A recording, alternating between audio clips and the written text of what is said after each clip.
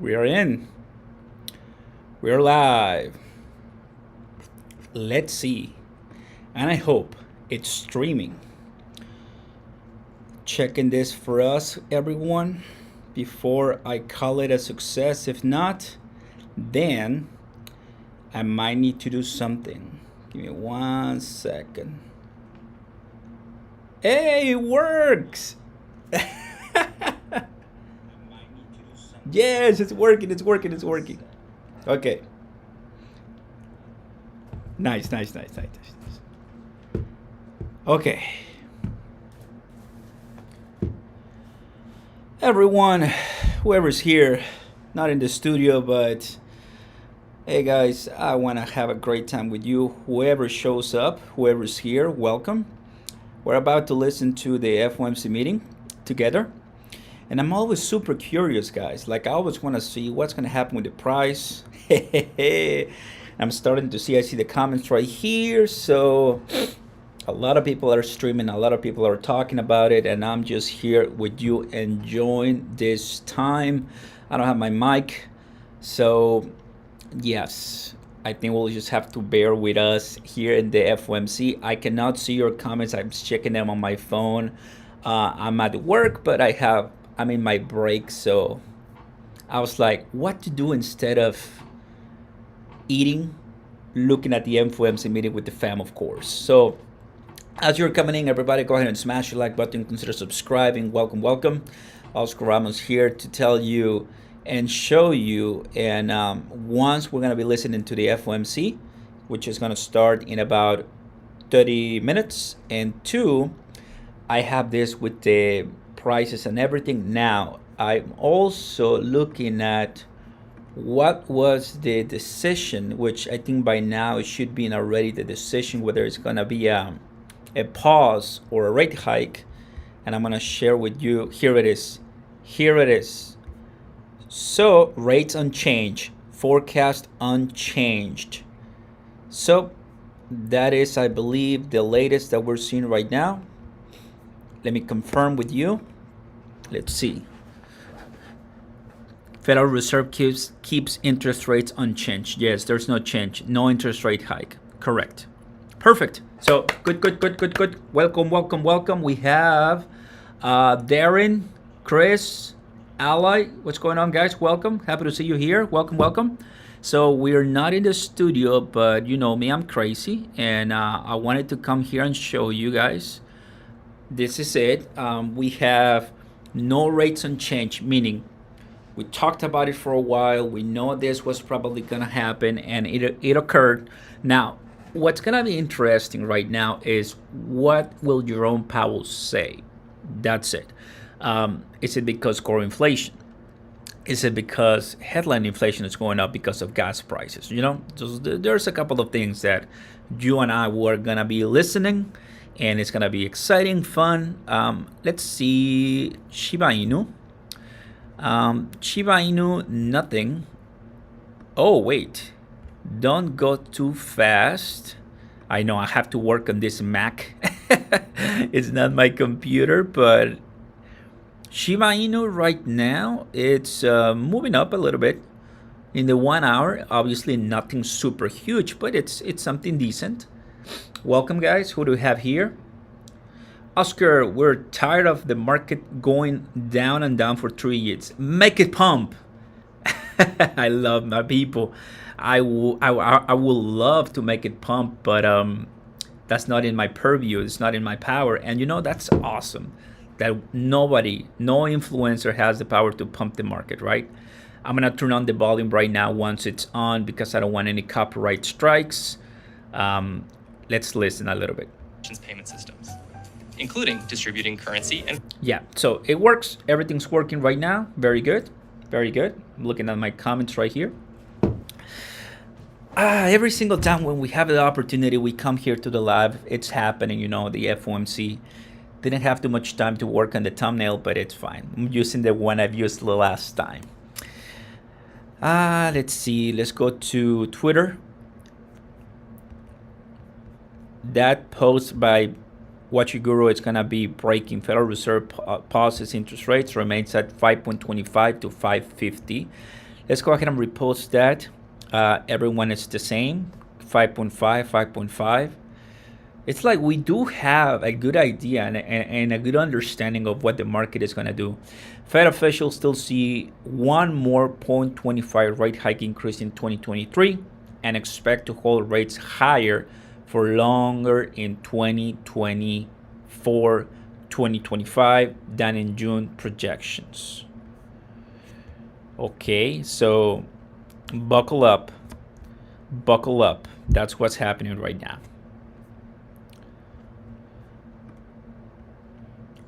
We have some comments here. In my opinion, it is very simple. The pump will be triggered by the whales once retail will have enough spare money. You know, the pump is, I believe the pump is going to be triggered once those spot Bitcoin ETFs finally get approved by the SEC. That's, in my opinion, what's going to end up happening. We need those. We desperately need those, right? Whatever the SEC tries to do, they're not going to be able to stop it. So we should be happy because we have more time to accumulate, right? Right now is the accumulation phase. Remember, the accumulation phase. Let's see XRP. XRP, not much. Cronos, not much, as you can tell on the screen right now. Ethereum, not much Ethereum. Bitcoin dominance 50, and we have Bitcoin price at 27, not much changed, right? Pepe, nothing much. Dogecoin, like, oh, what? You guys see that? Are you kidding me? A Dogecoin is coming when you are going to Dogecoin. No way! That's so cool. You see the big influence Elon Musk has on these companies. That's insane. What? That was so fun. Seeing a Dogecoin dancing. Well, that's cool. You know, Shiba Inu is the only one giving up, like putting up some green candles right now. It's the only one putting out some green candles. That's pretty nice. That Mac has nice webcam too, though. Well, thank you, Chris. Appreciate it. Yes, I mean, I don't have any equipment, only this computer. So I'm happy that at least it's working fine. And the audio is going to come from the computer too. So I'm going to try to don't speak too much so the audio doesn't get messed up, you know. The Globe and the Mail newspaper reported 29% chance of a 0.25 hike in November and only 15% chance of a hike in December. I think we are paused for good. Thank you, bro. Always good news. And oh, look at Shiba Inu. It's actually moving. Oscar, do you think Jasmine has a new way of getting back to $1? I remember Jasmine because I bought it early when it first came out, and I haven't messed with Jasmine since then. I know there are some other YouTubers that talk more about Jasmine, and I will highly encourage you guys to like watch them, right? Because I haven't touched Jasmine in a long time, and I know it's the Internet of Things. I know it's a lot of technology. It's just that it's one that I'm not really into, right? I'm telling you, I'm honest. Please see XRP, of course. Let's see. So XRP, there's not much happening for XRP, but guys, so exciting that XRP was the Brad, you know, Garland House and the team of XRP Legal were talking to Congress just yesterday. Just comes to show the dedication, right? That's good. Bitcoin is unchanged, and that is exactly what I told you earlier today, right? The price, is it already priced in? And the chart was yes and no. And right now we're gonna see maybe, just maybe, a few moves in the candles. That's it. I don't think too many, but we'll see, right? It's just about 20 more minutes and we'll get there. Thanks, Oscar. Just curious. Of course. That's just me telling you, right? My focus is so much on Shiba Inu, Cronos, XRP, and other ones, right? But Jasmine is one that There's so many out there. It's crazy. We have over 1.8 million. 1.8 million. Look. You see this number, guys? Absolutely unbelievable. 1.8 million tokens, cryptos, guys. It's insane. Right now, we don't see anything rallying. Algorand, Injectives, SNX crashing or going down. No one too. So I think we could say that for the release, so far so good. For the release, so far so good. Let's see, what do we have here? We still have some time before the FOMC. And everybody, if you're listening to this, it's okay, because things are already expensive in the United States. Like borrowing money, if you are buying a house, if you're trying to make ends meet, all of these changes in the economy affect each and every one of us. Paying more at the grocery store for gas, it affects us, But I'm happy that the current administration term is ending. To be honest with you, I've said it many times on Twitter. Economy-wise, I think the previous administration was much better. Regardless of your party affiliation, guys, we're not stupid people. We're not dumb people. I think you can understand how we were before and after, and I'm excited that 2024 is coming up, because change must happen. Change must happen, right? If you want to listen to what your ears want to hear and sweeten your ears, then there's a lot of people who can tell you otherwise. But I'm a numbers guy, and I know that once a different person comes in that has economy in the number one objective, I'm just super looking forward to see the stock market explode. That's just me personally. If you agree, don't forget to smash the like button and consider subscribing, everybody. Of course, so more people are coming in the house. We have on top of me the meeting that is going to start in a couple more minutes, and we're looking at the prices. I always like to see where the prices are heading. I was thinking about making a video, but I have my computer from work, and I'm like, you know what? Let's crank the OBS up and see what happens. And I'm happy that we're having some folks right here stopping by. What about Caspa, Oscar? I've seen my friend Zach Humphries talk about Caspa. I haven't touched Caspa yet. I'm still doing my due diligence and research. There's so many great projects, but what I can tell you is, yes, for sure, it's not a bad idea to get into these early projects with money that you can afford losing. Always. This is not financial advice, my friends, but just remember, at the beginning of the bull market, there's always a bear market, right? And right now we are in an accumulation phase, meaning you better not waste it. You better not waste it. That's what I can tell you, right? You waste this, then it's not gonna come early for you, right? Do not waste this bear market. Take it, embrace it, use it to change your life forever and make as much money as you can. That's it. Since Jasmine has almost all of its supply released by now, I think it's only up from here as long as the project doesn't flop. At least Matt Perry, think about that. Yeah, Matt Perry's a good guy. Shout out to Matt Perry. How do you feel about BChain? I own BChain. Supply chain, that's a good one. What place can I buy Terra from? I tried Binance. Oh, Terra, like Terra Luna Classic. Different places. KuCoin, Crypto.com, many places, right? Of course, LUNC. Sadly, not Coinbase. Coinbase is the one that everyone is waiting for. Fed paused rate hikes. Yes, they did. Michael Garcia, yes, they did. We just talked about it right now, and here it is. So I think everybody's just happy, Everybody is looking forward to better times, inflation down, and what I can tell you is it's good.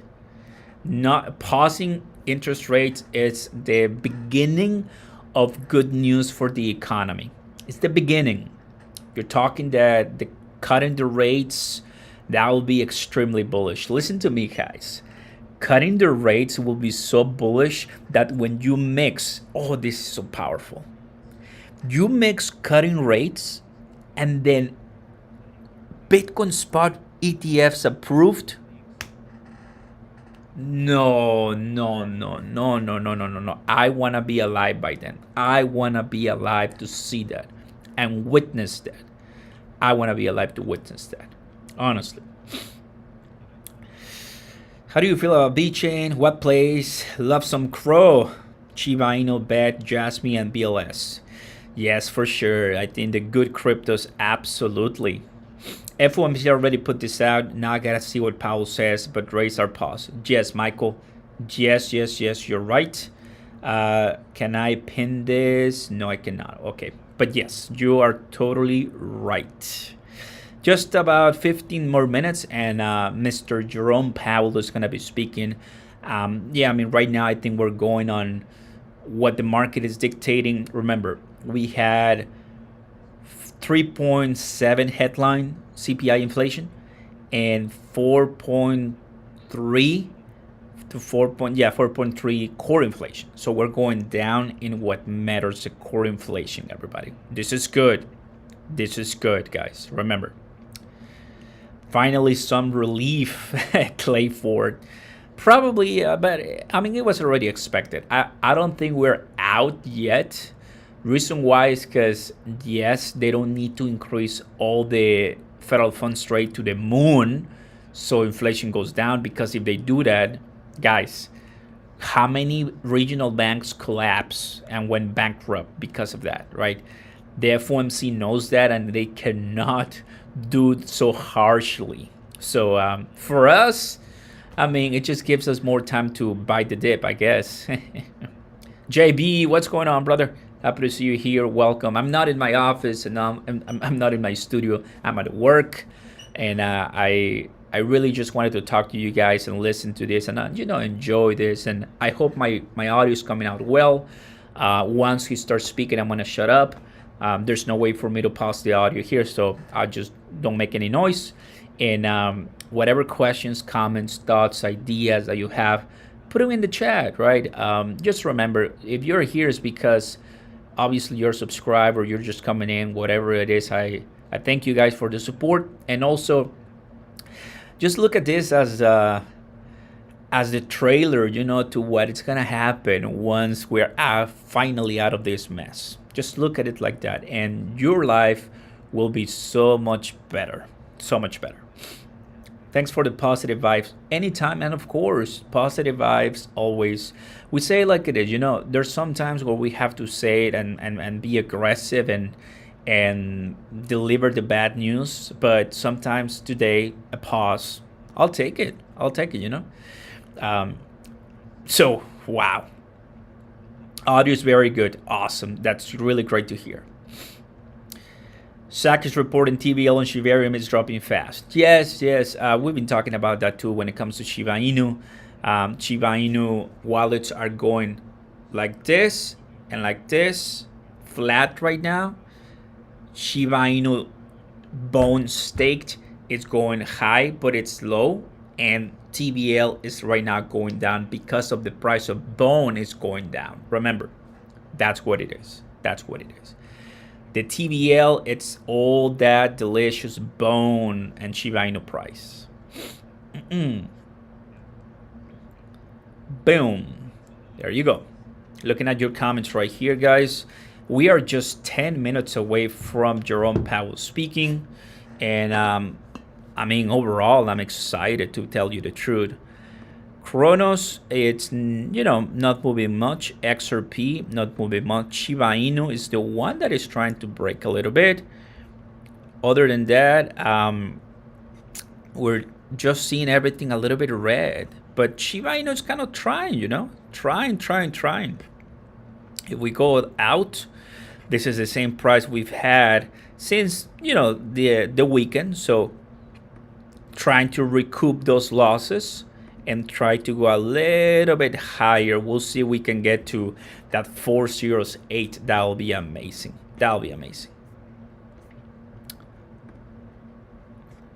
Federal funds rate keeps interest rates unchanged. Absolutely, nothing changing with the interest rates. Fed announces no rate hike increase, exactly as market expected. All eyes on Powell speak in 30 minutes. Yes.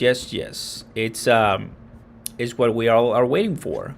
The pause.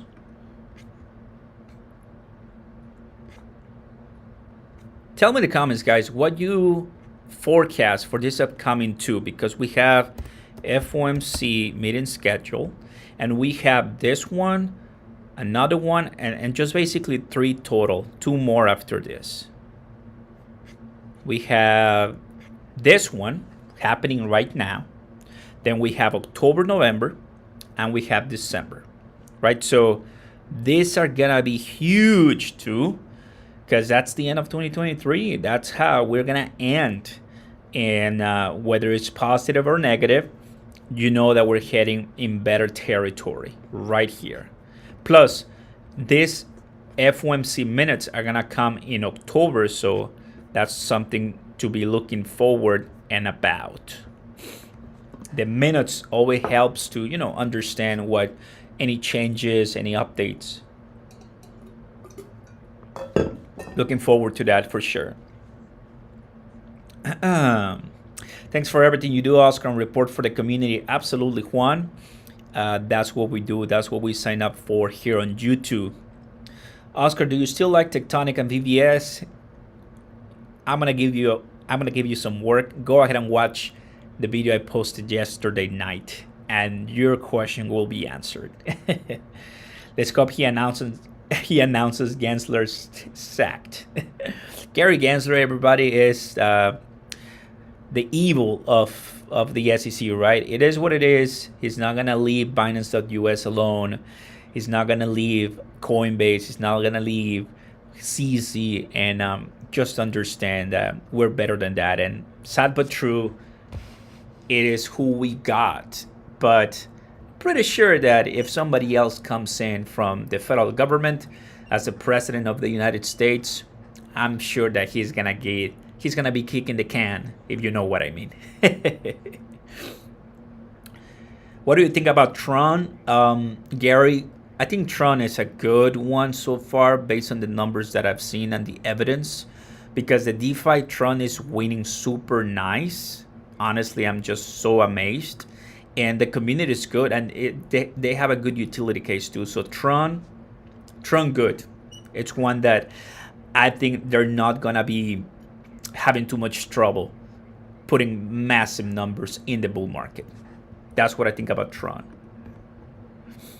We're looking good. Just about 7 more minutes, and we're gonna listen, and it's gonna be fantastic.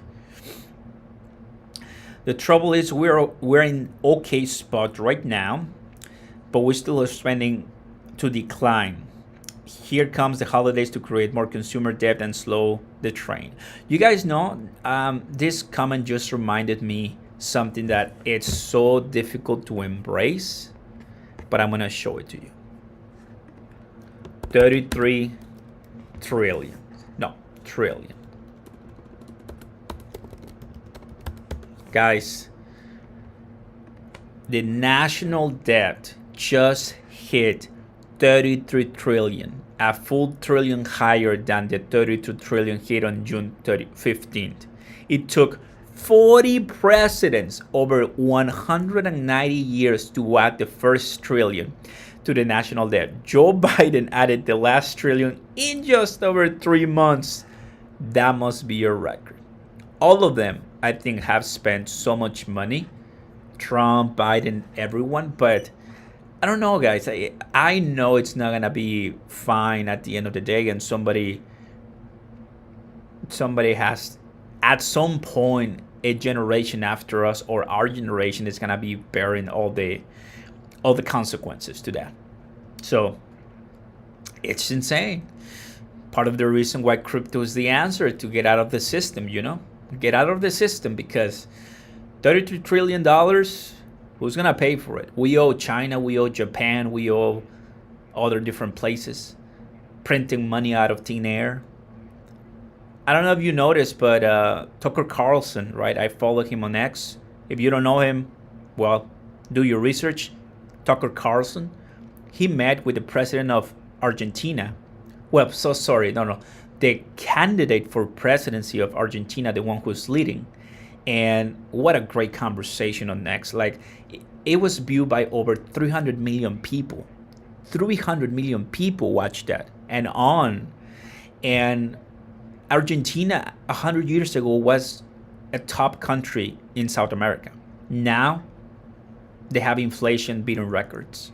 We don't want to be that like Argentina, like Venezuela, right? And I think we need the right people to make sure that never happens here in this country. Do you agree? If so, give a like and subscribe and turn on those notifications and let me know in the comments what you guys feel, because we love this country, we love America, we love where you're coming from, and we're trying to be the best we can be. And obviously it's just not by spending money that we don't have. It's by following the laws and making sure that we do right and using the new technologies right. In this case, blockchain and cryptocurrency, right? That's what it is. He probably won't lower the rates until close to the election time next year. He said in the Fomc in June, if I'm not mistaken, that he wasn't gonna cut rates in years. So that's something that we already know, that he's not gonna cut rates at all in 2023, and probably even after halving of Bitcoin halving is not gonna be cutting rates. So interest rates are not gonna be cut. Federal funds interest rates probably not. What about Tonecoin, Oscar? Tonecoin, I'm just doing my research on that one. It's been a blast. Tonecoin is just doing fantastic. It's a blockchain, another one, right? That's the thing. Some blockchains come in, do very well, and oftentimes just peak, plateau, and that's it. But you want to find a blockchain, in my opinion, like Cardano, like Ethereum, that they've been proven and tested. You just want to find the sugar and then invest when it's doing well, and then it just starts liquidating and messing with everybody's money. That's my opinion. Yeah, I mean, for sure. 3 more minutes, everybody. I'm excited. 3 more minutes, and we are on ready for this awesome conversation, guys, for sure. And as always, if you would like to know me more and see the latest, follow me on Real Oscar Ramos 1. That's where I'm posting everything, asking different communities questions. And one thing I can tell you guys, that it's not gonna look like this. This is 100,000 Bitcoin, guys. We're gonna get there. But I ask, what's wrong with this picture? It's a joke, right? Because Bitcoin will continue rising, and that's where we're headed. Just remember that. That's where we're headed. We're going in better places ahead. Bitcoin. So $27,200. That's the price that we are looking at right now. In the last 1 hour, price of Bitcoin with the decision went to 27,117. So it really hasn't changed anything. Where will it go higher? Will it go lower? During the press conference, which is about to start, we're about to see, guys, in just a couple more seconds.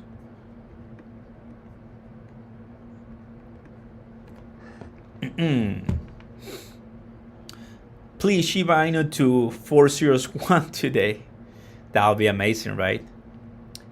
Just be patient. We need that bull market to be back. Once that bull market is back, then yes, our wishes will come true eventually. I'm excited for the Crow Hackathon in Singapore. That's true. Yes, a lot of people are going to be there. You're right. What do you think about Deutschland Mars? That's a question people have asked me in the past when Deutschland was really active and pumping. I don't own any Deutschland. I think it's a meme coin, obviously, and I wish the best to the community. Okay, everybody, there it is. Excited, ready or not, here we go. I'm raising the volume, and I am not speaking for this Volume is on. And let's see what happens. Here he comes.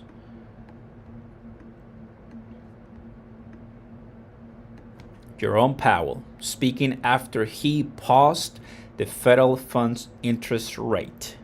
Pausing the federal funds interest rate. There he comes. Let's go, guys. Good afternoon, everyone. My colleagues and I remain squarely focused on our dual mandate to promote maximum employment and stable prices for the American people. We understand the hardship that high inflation. Price stability is the responsibility of the Federal Reserve. Without price stability, the economy does not work for anyone. In particular, without price stability, we will not achieve a sustained period of strong labor market conditions that benefit all. Since early last year, the FOMC has significantly tightened the stance of monetary policy. We've raised our policy interest rate by 5.25 percentage points and have continued to reduce our securities holdings at a brisk pace. We've covered a lot of ground, and the full effects of our tightening have yet to be felt. Today, we decided to leave our policy interest rate unchanged and to continue to reduce our securities holdings. Looking ahead, we're in a position to proceed carefully in determining the extent of additional policy firming that may be appropriate. Our decisions will be based on our ongoing assessments of the incoming data and the evolving outlook and risks. I will have more to say about monetary policy after briefly reviewing economic developments. Recent indicators suggest that economic activity has been expanding at a solid pace. And so far this year, growth in real GDP has come in above expectations. Recent readings on consumer spending have been particularly robust. Activity in the housing sector has picked up somewhat, though it remains well below levels of a year ago, largely reflecting higher mortgage rates. Higher interest rates also appear to be weighing on business fixed investment. In our Summary of Economic Projections, or SEP, committee participants revised up their assessments of real GDP growth, with the median for this year now at 2.1%. Participants expect growth to cool, with the median projection falling to 1.5% next year. The labor market remains tight, but supply and demand conditions continue to come into better balance. Over the past 3 months, payroll job gains averaged 150,000 jobs per month, a strong pace that is nevertheless well below that seen earlier in the year. The unemployment rate ticked up in August, but remains low at 3.8%. The labor force participation rate has moved up since late last year, particularly for individuals aged 25 to 54 years. Nominal wage growth has shown some signs of easing, and job vacancies have declined so far this year. Although the jobs to workers gap has narrowed, labor demand still exceeds the supply of available workers. FOMC participants expect the rebalancing in the labor market to continue, easing upward pressures on inflation. The median unemployment rate projection in the SEP rises from 3.8% at the end of this year to 4.1% over the next 2 years. Inflation remains well above our longer run goal of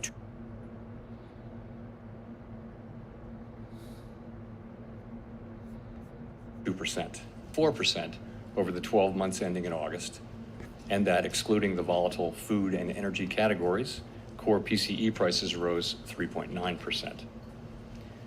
Inflation has moderated somewhat since the middle of last year, and longer-term inflation expectations appear to remain well anchored, as reflected in a broad range of surveys of households, businesses, and forecasters, as well as measures from financial markets.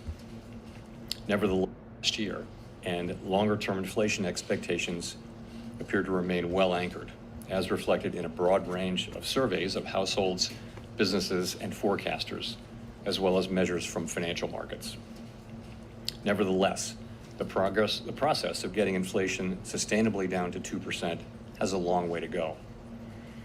The median projection in the SEP for total PCE inflation is 3.3% this year, falls to 2.5% next year, and reaches 2% in 2026.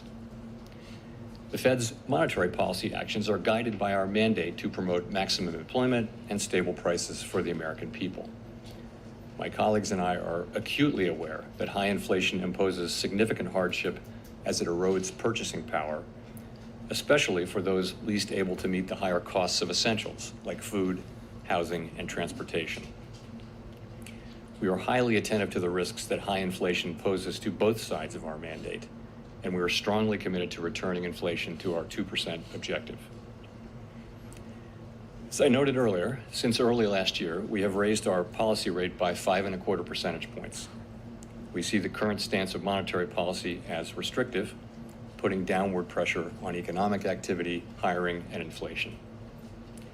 In addition, the economy is facing headwinds from tighter credit conditions for households and businesses. Range for the federal funds rate at 5.25 to 5.5%, and to continue the process of significantly reducing our securities holdings. We are committed to achieving and sustaining a stance of monetary policy that is sufficiently restrictive to bring inflation down to our 2% goal over time. In our SEP, FOMC participants wrote down their individual assessments of an appropriate path for the federal funds rate based on what each participant judges to be the most likely scenario going forward. If the economy evolves as projected, the median participant projects that the appropriate level of the federal funds rate will be 5.6% at the end of this year, 5.1% at the end of 2024, and 3.9% at the end of 2025. Compared with our June summary of economic projections, the median projection is unrevised for the end of this year, but has moved up by 0.5 percentage point at the end of the next 2 years. These projections, of course, are not a committee's decision or plan. If the economy does not evolve as projected, the path of policy will adjust as appropriate to foster our maximum employment and price stability goals. We will continue to make our decisions meeting by meeting based on the totality of the incoming data and their implications for the outlook for economic activity and inflation, as well as the balance of risks. Given how far we have come, we are in a position to proceed carefully as we assess the incoming data and the evolving outlook and risks. Real interest rates now are well above mainstream estimates of the neutral policy rate, but we are mindful of the inherent uncertainties in precisely gauging the stance of policy. We're prepared to raise rates further if appropriate, and we intend to hold policy at a restrictive level until we're confident that inflation is moving down sustainably toward our objective. In determining the extent of additional policy firming that may be appropriate to return inflation to 2% over time, the committee will take into account the cumulative tightening of monetary policy, the lags with which monetary policy affects economic activity and inflation, and economic and financial developments. We remain committed to bringing inflation back down to our 2% goal and to keeping longer-term inflation expectations well anchored. It's essential to set the stage for achieving maximum employment and stable prices over the longer run. To conclude, we understand that our actions affect communities, families, and businesses across the country. Everything we do is in service to our public mission.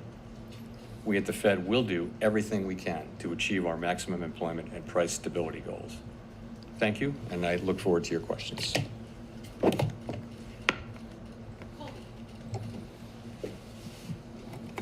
Thank you. Colby Smith with the Financial Times. What makes the committee inclined to think that the Fed funds rate at this level is not yet sufficiently restrictive, especially when officials are forecasting a slightly more benign inflation outlook for this year? There's noted uncertainty about policy lags. Headwinds have emerged from the looming government shutdown, the end of federal childcare funding, resumption of student debt payments, things of that nature. So I guess I would characterize the situation a little bit differently. So we decided to maintain the target range for the federal funds rate where it is at 5.25 to 5.5.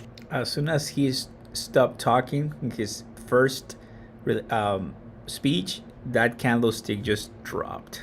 Restrictive to bring down inflation to 2% over time. We said that.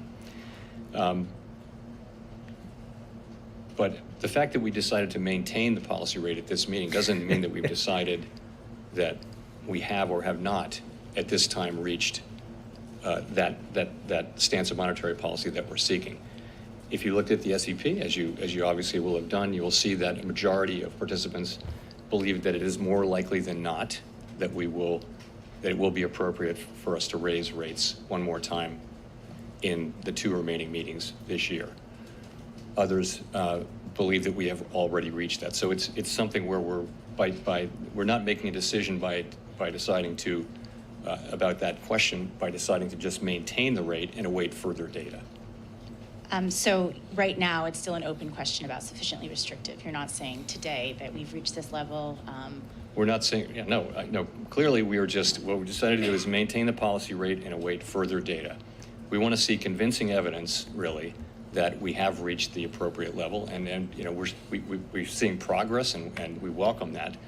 But you know, we need to see more progress before we'll be willing to reach that conclusion. And just on the 2024 projections, what's behind that shallower path for interest rate cuts and the need for real rates to be 50 basis points higher? Right. So I would say it this way. First of all, real interest rates are positive now. They're meaningfully positive. And that's a good thing. We need a policy to be restrictive so that we can get inflation down to target, okay? And we're going to need that to remain to be the case for some time.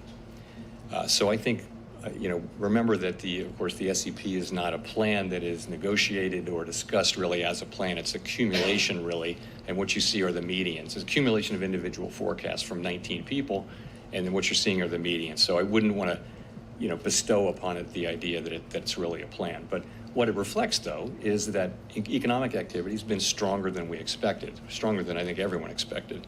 And so what you're seeing is this is what people believe as of now will be appropriate to achieve what we're looking to achieve, which is progress toward our inflation goal, as you see in the SEP. Thanks. Let's go to Rachel. Hi, Chair Powell. Rachel Siegel from the Washington Post. Thanks for taking our questions. How would you characterize the debate around another hike or holding steady? Is it discussion around lag times, fear of too much slowing, too little slowing? Could you walk us through what this disagreement was about at the meeting?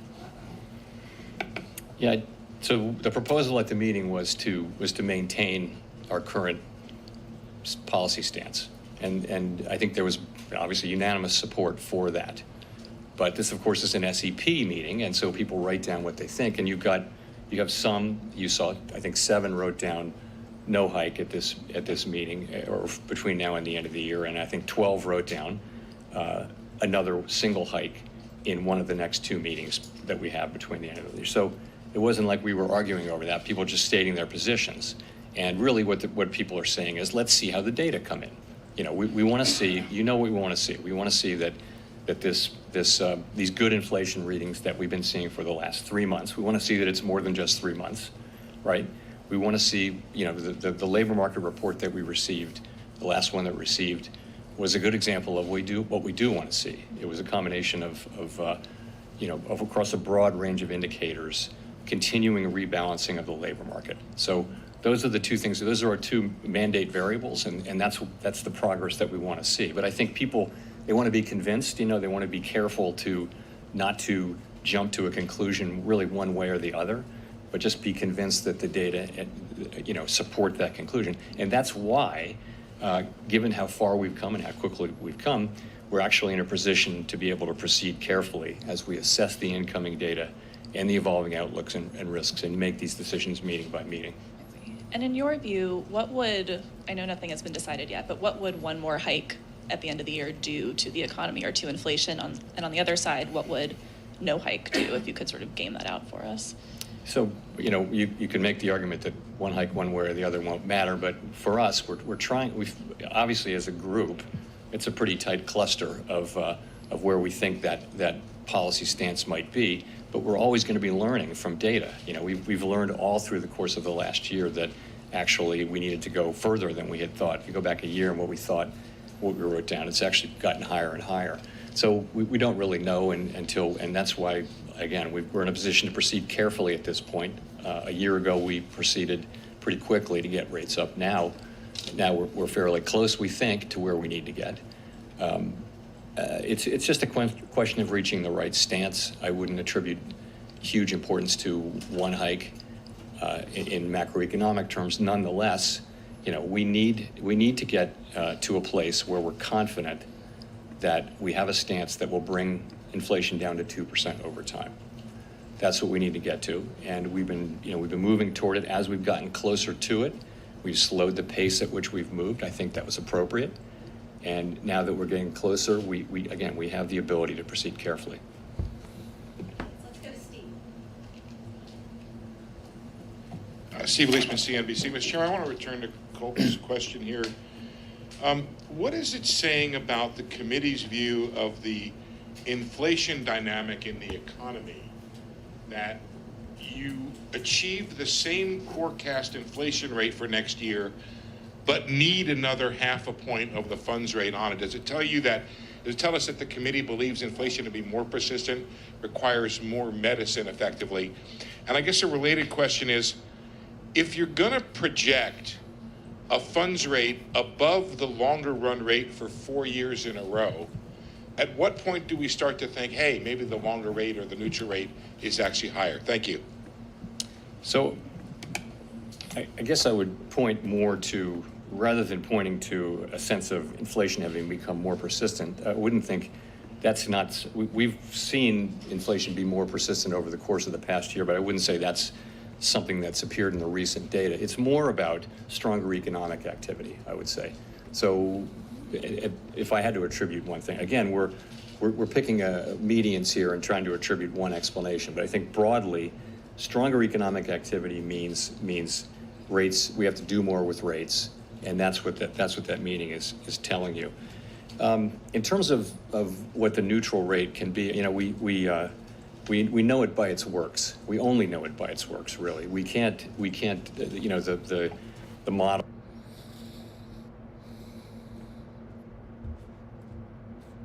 and that the economy reacts. And again, that's another reason why we're moving carefully now, because there are lags here.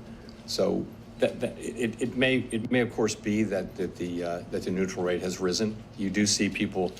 You don't see the median moving, but you do see people raising their estimates of the neutral rate, and it's certainly plausible that the neutral rate is higher than the longer run rate. Remember, what we write down in the SEP is the longer run rate. It is certainly possible that that the neutral rate at this moment is higher than that, and that's part of the explanation for why the economy has been more resilient than expected.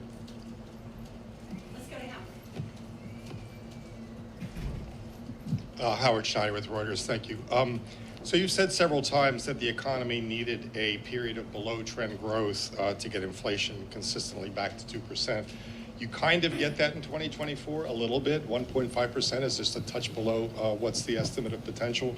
So the fact that you're getting so much done at so much less cost, does that represent a change in how you think inflation works, a change in how you think the economy works, a change in the mix of supply healing versus demand destruction that's necessary to achieve this? Yes, of course, it is a good thing that we've seen now meaningful rebalancing in the labor market without an increase in unemployment, and that's because we're seeing that rebalancing in other places, in, for example, job openings, and in the jobs worker gap. You're also seeing supply side things, so that's happening. I would say, though, I still think, and I think broadly people still think that there'll have to be some softening in the labor market. That can come through more supply, as we've seen as well. Also, remember, the natural rate we think is coming down, which is a supply side thing, so that the gap between any given unemployment rate that's lower than that and the natural rate comes down. That's a way for that's a way for the labor market to achieve a better balance. So all of those things are happening. You're right, in the median forecast, we don't see a big increase in unemployment. We do see an increase. And but that really is just playing forward the trends that we've been seeing. That is not guaranteed. There may come a time when unemployment goes up more than that, but that's really what we've been seeing, is progress without higher unemployment for now. So just to boil that down for a second, we've gone from a very narrow path to a soft landing to something different. Would you call the soft landing now a baseline expectation? No, I would not do that. I would just say, what would I say about that? I've always thought that the soft landing was a plausible outcome, that there was a path really to a soft landing. I've thought that, and I've said that since we lifted off. It's also possible that the path is narrowed and it's widened apparently. Ultimately, this may be decided by factors that are outside our control at the end of the day. But I do think it's possible, and I also think this is why we're in a position to move carefully again. That we will restore price stability. We know that we have to do that, and we know the public depends on us doing that, and we know that we have to do it so that we can achieve the kind of labor market that we all want to achieve, which is an extended period, sustained period of strong labor market conditions that benefit all. We know that. The fact that we've come this far lets us really proceed carefully, as I keep saying. So I think that's the end we're trying to achieve. I wouldn't want to handicap the likelihood of it, though. It's not up to me to do that.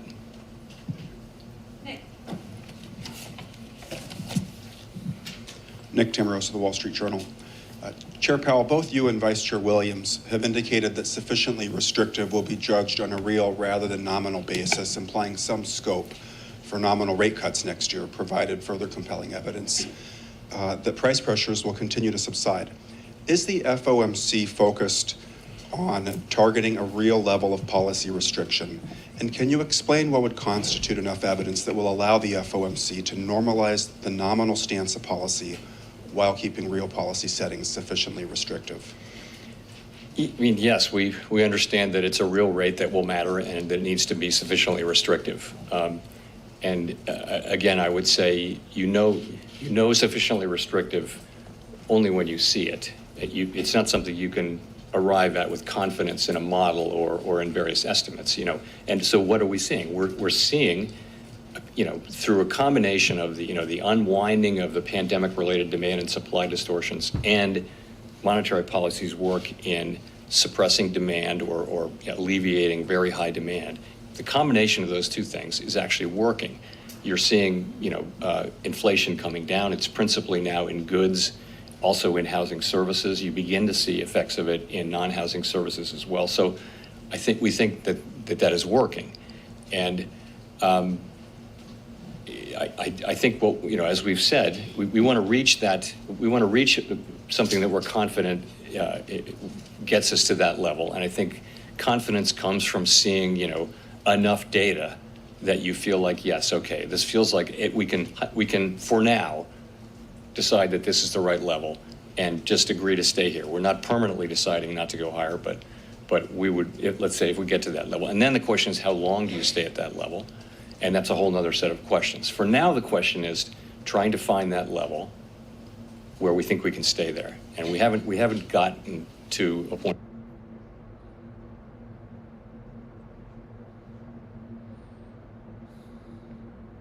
of confidence about that yet.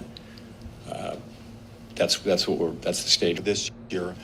And even then it seems possible the core PCE inflation could come in even lower than the median at 3.7%. Would you see a case to raise rates still if it turned out that you were going to achieve the same real rate this year because the decline in inflation proceeds somewhat better than you currently anticipate? The decision that we make at each meeting, and certainly at the last two meetings this year, it's going to depend on the totality of all the data. So the inflation data, the labor market data, the growth data, the balance of risks and the other events that are happening out there. We take all of that into account. So I can't really answer a hypothetical about one piece of that. It'll be trying to reach a judgment over whether we should move forward with another rate hike overall, and whether that would increase our confidence that yes, this is an appropriate move, and it will help us be more confident that we've gotten to the level that we need to get to.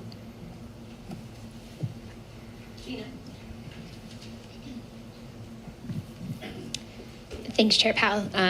Following up on Nick's question, actually, John Williams, the New York Fed president, obviously, has said things to the effect of next year, as we see inflation, kind of, again, to Nick's point, as we see inflation coming down, we're going to need to reduce interest rates to make sure that we're not squeezing the economy harder and harder over time. And I wonder if that's basically the logic that you apply. You know, is that how you think about it? And then I also wonder, in the last press conference, you said something to the effect of, you know, it's a full year out, those discussions, and people interpreted that to mean that you didn't see a possibility of a rate cut in the first half of next year. And I wonder if that was what you meant by that, or whether, you know, how you're thinking about that timing. No, when I answer these questions about hypotheticals about cutting, I'm never intending to send a signal about timing. I'm just answering them as the question is expressed. So please, I wouldn't want to be taken that way. Sorry, the first question was that how? Yeah, so we're, as we go into next year, that's the question we'll be asking is, you know, taking into account lags and everything else we know about the economy and everything we know about monetary policy. The time will come at some point, and I'm not saying when, that it's appropriate to cut. Part of that may be that real rates are rising because inflation is coming down. Part of it just may be that it'll be all the factors that we see in the economy. And, you know, that time will certainly come at some point. And what you see is us writing down, you know, a year ahead estimates of what that might be. And, you know, there's so much uncertainty around that. When we, in the moment, we'll do what we think makes sense. No one will look back at this and say, hey, we made a plan. It's not like that at all. These are estimates made a year in advance that are highly uncertain, and that's how it is. Neil. Thanks so much, Chair Powell. Neil Irwin with Axios. I wonder, how do you think about the question of whether the strong GDP growth we've been seeing is driven by excess demand versus supply side factors, productivity, labor force growth? And relatedly, if GDP keeps coming in hot, even in the absence of inflation resurgence, would that on its own be a reason to consider more tightening? So on your first question, I mean, we're looking at GDP very, very carefully to try to understand really what's the direction of it, what's driving it, and it's a lot of consumer spending. You know, the consumer's been very robust in spending. So that is, you know, that's how we're looking at it. Sorry, your second question was? There's GDP stays hot, but without inflation. So I think the question will be, GDP is not a mandate, right? Maximum employment and price stability are the mandates. The question will be, is GDP, is the heat that we see in GDP, is it really a threat to our ability to get back to 2% inflation? That's going to be the question. It's not a question about GDP on its own. It's you're expecting to see this improvement, you know, continued rebalancing in the labor market and inflation moving back down to 2% in a sustainable way. We have to have confidence in that, and you know, we'd be looking at GDP just to the extent that it threatens one or both of those. Victoria. Hi, Victoria Guida with Politico. There are multiple external factors that are playing out right now. We see rising oil prices. We see auto workers striking. There's the looming, very real possibility of a government shutdown. And I was just wondering, for each of those things, could you talk about how you're thinking about how that might affect the course for the Fed and the economy? So there is a long list, and you hit some of them. But it's the strike, it's government shutdown, resumption of student loan payments, higher long-term rates, oil price shock. You know, there are a lot of things that you can look at. And, you know, so what we try to do is assess all of them and handicap all of them. And ultimately, though, there's so much uncertainty around these things. I mean, to start with the strike, first of all, we absolutely don't comment on the strike, as we have no view on the strike one way or the other, but we do have to make an assessment of its economic effects to do our jobs. So, you know, the thing about it is so uncertain. It will depend. The economic effects, it could affect, we've looked back at history, it could affect economic output, hiring, and inflation, but that's really going to depend on how broad it is and how long it's sustained for. And then it also depends on how quickly production can make up for lost production. So none of those things are known right now. It's very, very hard to know. So you just have to leave that uncertain and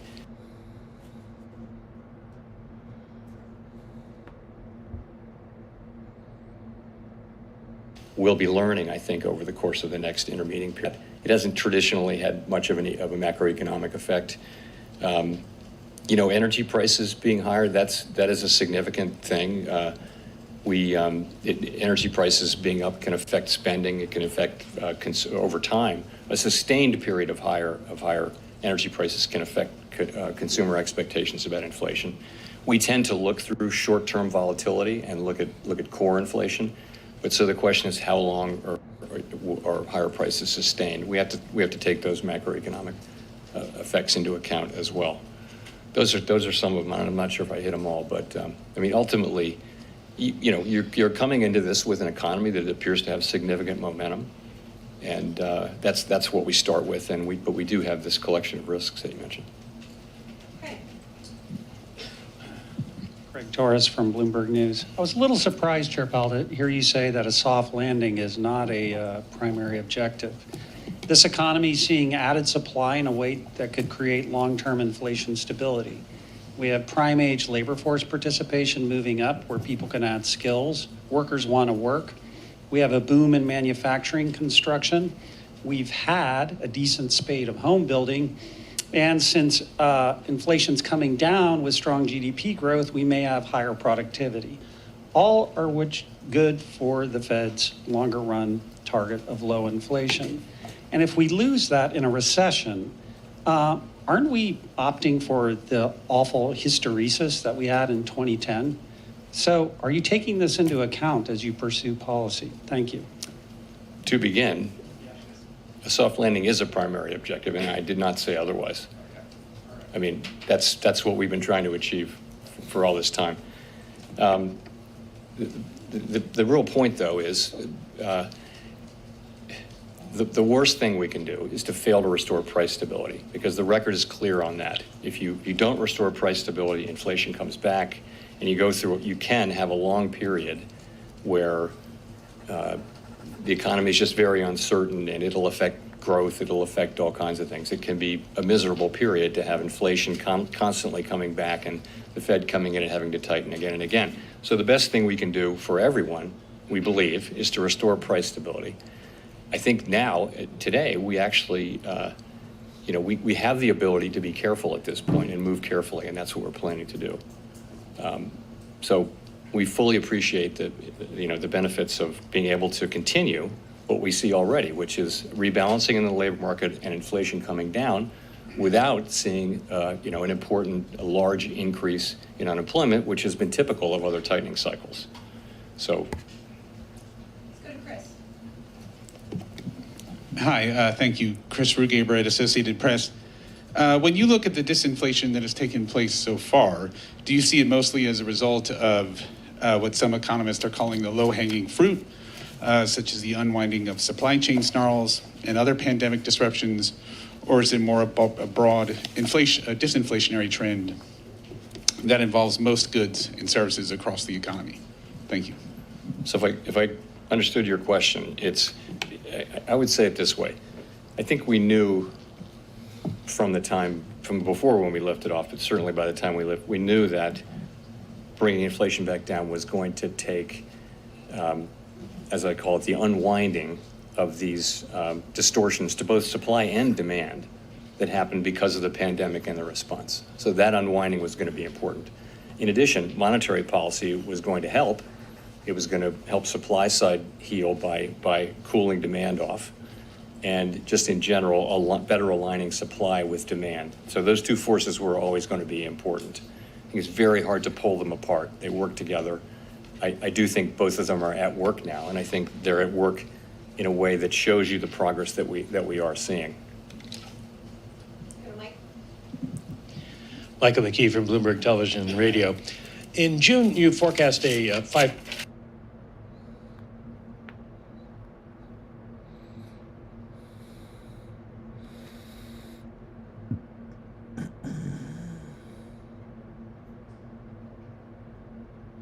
What would justify that last move? Because the median forecast is for lower inflation. And given all the known unknowns that you face, how much confidence do you have, can investors have, or the American people have in your forecasts?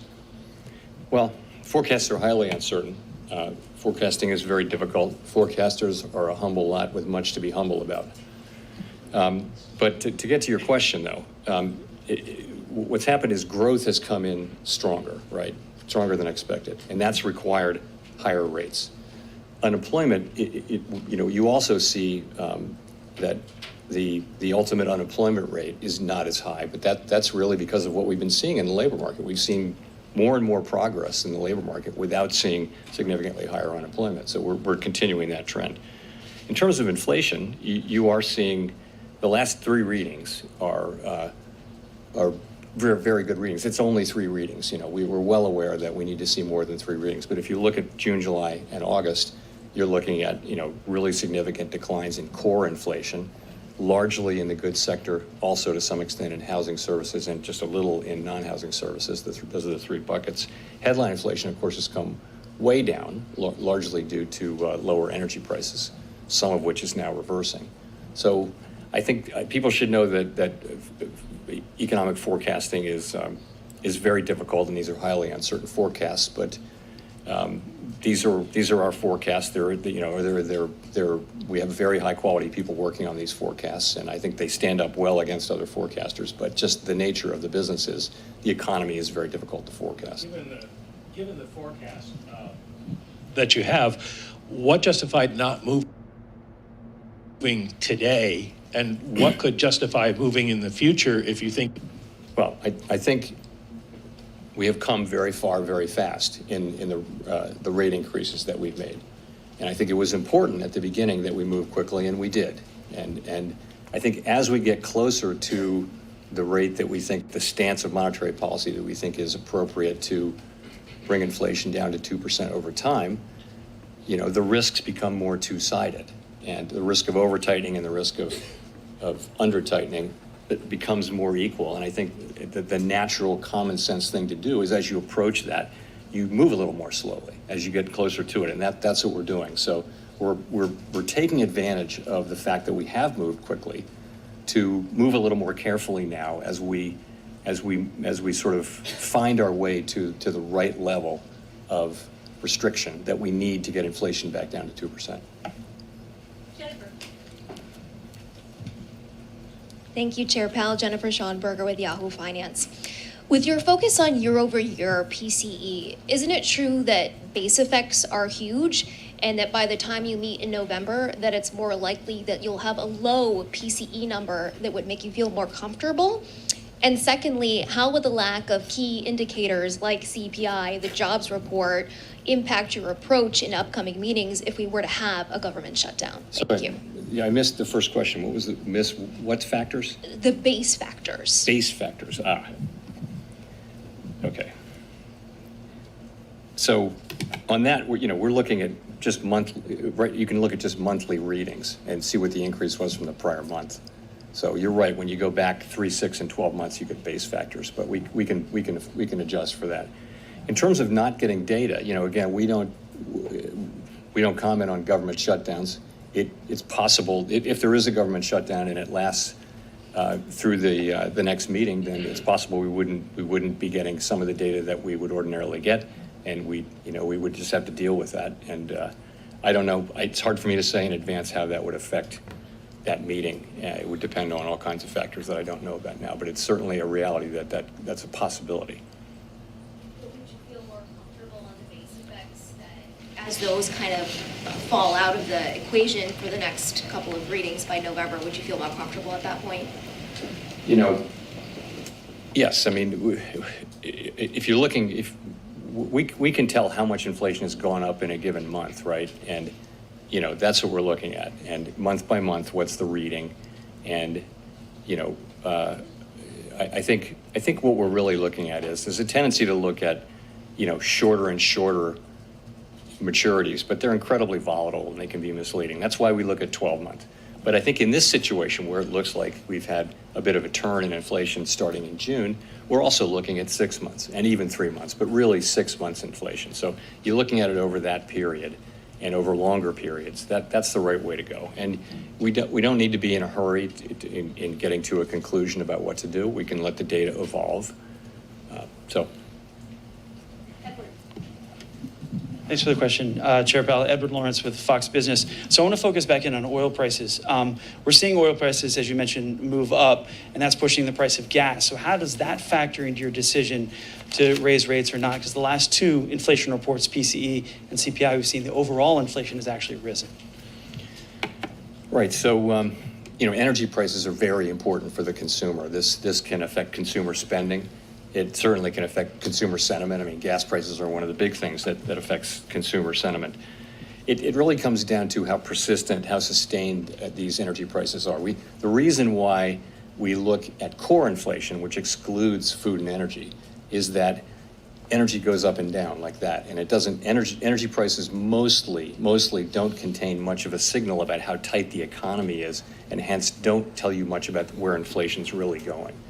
However, we're well aware, though, that if energy prices increase and stay high, that'll have an effect on spending, and it may have an effect on consumer expectations of inflation, things like that. That's just things we have to monitor. So. On the consumer, they're putting more and more of this on their credit card. The consumer seeing record credit spending. How long do you think the consumer can manage that debt at higher interest rates now? And are you concerned about a debt bubble related to that? So to finish my prior thought, I was saying that's why we tend to look through energy moves that we can see as short-term volatility.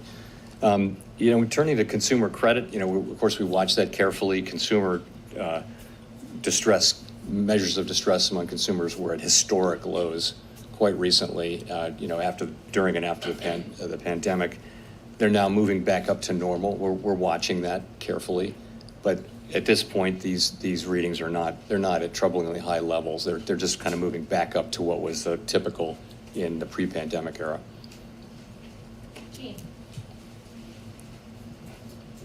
Hi, Jean Young with M&I Market News. Yields along the Treasury curve have risen to their highest in years. What is the Fed's view about what's been driving that increase in recent weeks? And how much of it can be attributed to macro explanations and how much to technical factors? So you're right. Rates have moved up significantly. I think it's always hard to say precisely, but most people do a common decomposition of the increase, and the view will be it's not mostly about inflation expectations. It's mostly about other things. Either term premium or real yields, and it's hard to be precise about this. Of course, everyone's got models that'll give you a very precise answer, but they give you different answers. So, but essentially, they're moving up because it's not because of inflation. It's because it'll probably have something to do with stronger growth. I would say more supply of treasuries. The common explanations that you hear in the markets kind of make sense.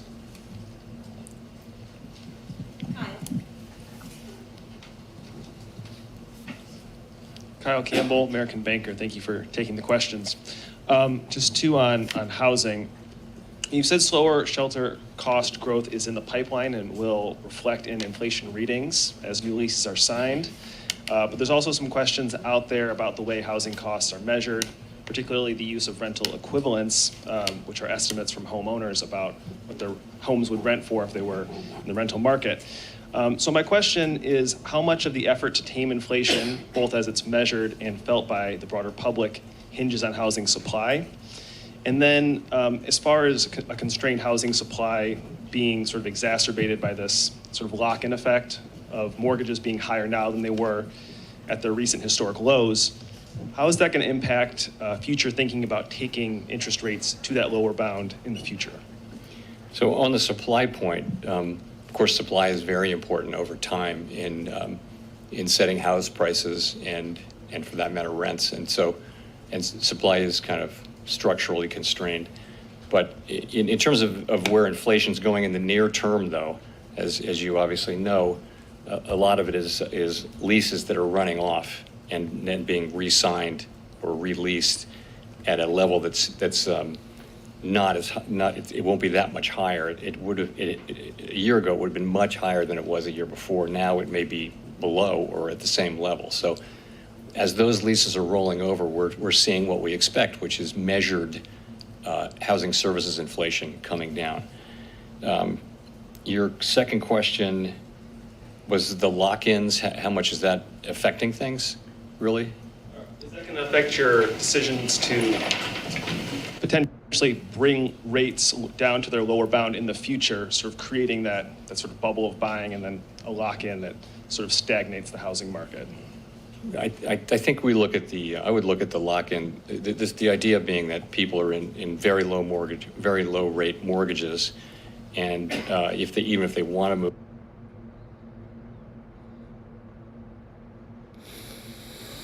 now, it would be hard because the new mortgage would be so expensive.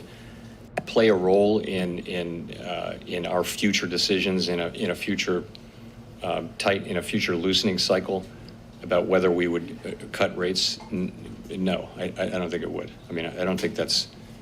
I think we'd be looking at what fundamentally what rates does the economy need, and in an emergency like the pandemic or during the global financial crisis, you have to cut rates to the point that you have to do what you can to support the economy. So I wouldn't think that would be a reason for us not to do that. It's not something we're thinking about at all right now, but down the road I wouldn't think so.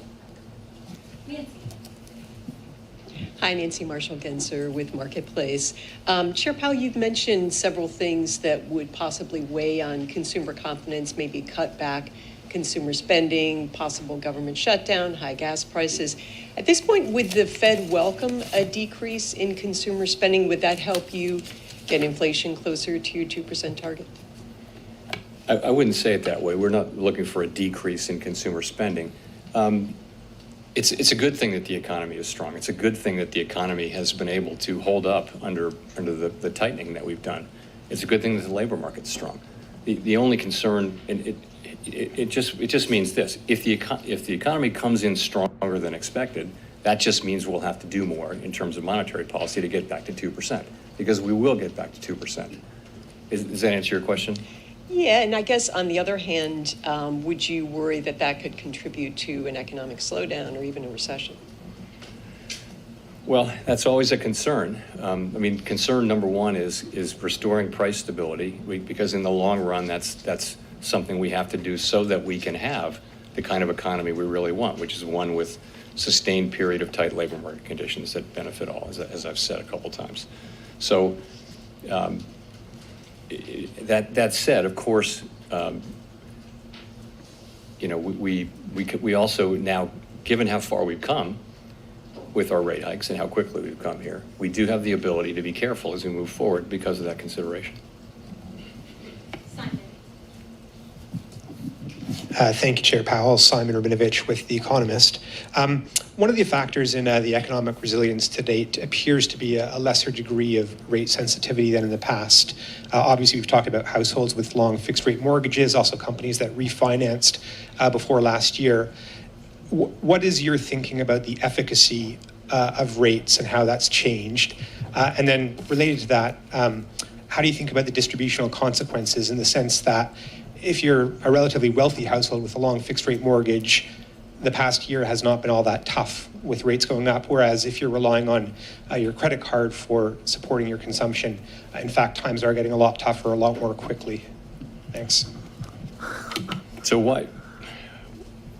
I guess it's fair to say that the economy has been stronger than many expected, given what's been happening with interest rates. Why is that?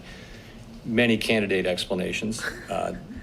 Possibly a number of them make sense. One is just that household balance sheets and business balance sheets have been stronger than we had understood, and so that's spending is held up and that kind of thing. We're not sure about that. The savings rate for consumers has come down a lot. The question is whether that's sustainable. It could just mean that the date of effect is later. It could also be that for other reasons, the neutral rate of interest is higher for various reasons. We don't know that. It could also just be that policy hasn't been restrictive enough for long enough. And there are many candidate explanations. We have to, in all this uncertainty, make policy. And I feel like what we have right now is what's still a very strong labor market, but that's coming back into balance. We were making progress on inflation. Growth by many forecasts, many forecasts call for growth to moderate over the course of the next year. So that's where we are, and we have to deal with what comes. On your second question your second question was distributional, but can you be a little clearer about that? My point there was that if you're somebody who has a long fixed rate mortgage, you've been able to endure the higher rates relatively easily. If you're somebody who's living month to month off of your credit card, current financing rates are punitive. Yes, and so the point I would make there is that we're trying to get inflation back down. The people who are most hurt by inflation are the people who are on a fixed income. If you're a person who spends all of your income, you don't really have any meaningful savings. You spend all your income on the basics of life: clothing, food, transportation, heating, the basics. And prices go up by 5, 6, 7%. You're in trouble right away. Whereas even middle class people have some savings and some ability to absorb that. So it is for those people, as much as for anybody, that we need to restore price stability. And we want to do it as quickly as possible. Obviously, we would like to do that. We'd like the current trend to continue, which is that we're making progress without seeing the kind of increase in unemployment that we've seen in past things. But you're right, though. When we raise rates, people who are living on credit cards and borrowing are going to feel that more. They are, and of course, people with lots of savings also have a much lower marginal propensity to consume, and so it's not going to affect them as much. Let's go to Greg Robb for the last question. Last question. Thank you, Chair Powell. Greg Robb from MarketWatch. In the Beige Book recently, you can tell that the Fed has been surveying nonprofits and community groups about the economic health of low-income Americans, moderate-income Americans. I have two questions about this. Are you going to use that data to maybe come up with sort of like a quarterly survey of those groups, like the Senior Loan Officer Survey? And and also the second question is, from your recent readings of these surveys, how are low and moderate Americans doing? Is there this thing where like the GDP is strong because of wealthy Americans kind of driving things? And just want to get your sense of the health of that sector. Thank you. So I don't know about the quarterly survey. That's an idea we can take away and think about. In terms of how low and moderate Americans, they're clearly were suffering from high inflation. I think during the pandemic, the government transfers that happened were very meaningful. And if the surveys that we take showed that low and moderate income people were actually in very, very strong financial condition.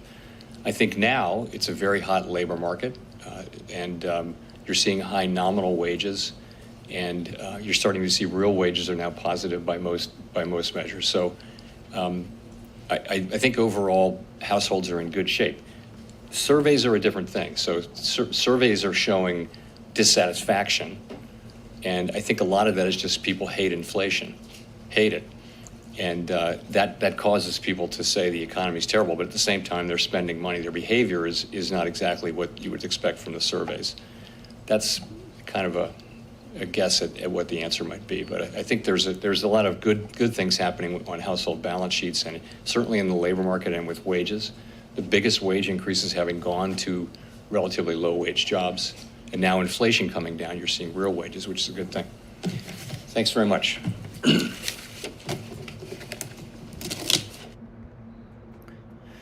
It's over. There it is. Okay. Welcome everybody. This is Oscar Ramos. Welcome to the live FOMC meeting. Has been completed. We have understood, listened, and I was putting my thoughts in the chat, and you were seeing my reactions. Obviously, I think it's been cool, and I'm here to tell you from my own opinions what is happening right now. Don't forget to smash the like button, guys. Consider subscribing to the channel. Turn on those notification bells so you never miss one of these live streams that we have. There's a bunch, 2 more this year, and well, just get ready. Okay. The reason why we kind of like came in at the end with this red candle is because you never really expect what shorts are going to do. I'm going to move this a little bit closer to the left. There you go. Everyone, the FOMC meeting was clear, simple. What you're seeing on the screen right now when it comes to the red candles is not much, even though, I mean, I make my faces and everything. It's just less than 2%. It's decent, not much, because we are in the 15 minutes, so no worries. This is totally normal. In a good FOMC meeting, we're looking at a 5%, and at that point, 5%, yes, that is a big change. This is not a big change. It's just shorts and people wanting more money to recoup some losses they had. Just to give you an idea, if we would have had an interest rate hike, you're talking a massive crash. But this was not a rate hike. This was a pause, and we still had a little bit of sellers coming out and, you know, getting out of the market, which is okay. That is a less than 2% change. That's fine. That is actually not bad, and I'm okay with it. I think a lot of people will be happy to hear 2% on Bitcoin. And if we go ahead and open up Ethereum, also about 2%, XRP is, you know, still 50 cents, Shiba Inu still 503, so 7. So really not much happened, but I mean, at least some people got some money out, and Bitcoin once again at 26,000 FYI, right? When it comes to Jerome Powell and what he said, the GDP is strong, labor market is strong, consumer spending is strong, so, and core inflation is going down. That's why he did not increase the federal funds rate. He said it was about close to an hour from the time we got the rate all the way to the last question. So I think we are in a good pace for this 2023. We may get more interest rate hikes, as he said. He said it very clearly. I posted that on the chat. He can and does have the power to raise that, but right now he's not, and he can consider doing it in the next FOMC meeting at the end of October, beginning of November. So there's a lot of options on the table. Be ready, and I'm gonna keep you updated from today till the next FOMC meeting. No worries, it's gonna be fine. All of the altcoins, guys, remain unchanged. Let's go and check right now. On Twitter, you know, we're gonna see a lot of bunch of things. No pivot. This is fun, but you know, it is just people are kind of waiting and seeing. Here's the summary. What I'm telling you right now: kept rates unchanged. The Fed statement repeated our growth solid. Inflation remains elevated. So 12 members of FOMC still believe they will raise by another 25 basis points this year, FY. So there's a decision, right? So far, it seems not to mess around too much with the markets. At 25 basis points is not yet priced in FY. A 25 basis points increase in the federal funds rate is still not yet priced in the market. That is going to come later on. We'll see. But right now, 2% change, basically nothing. And we might see in a couple more days if altcoins are going to rise, because like I've said before, Shiba Inu rises after the FOMC meeting. So it will be awesome to see that happen once again, right? So it will be awesome. Thank you for so many of your comments here. Thank you to Honda for the kind donation as well.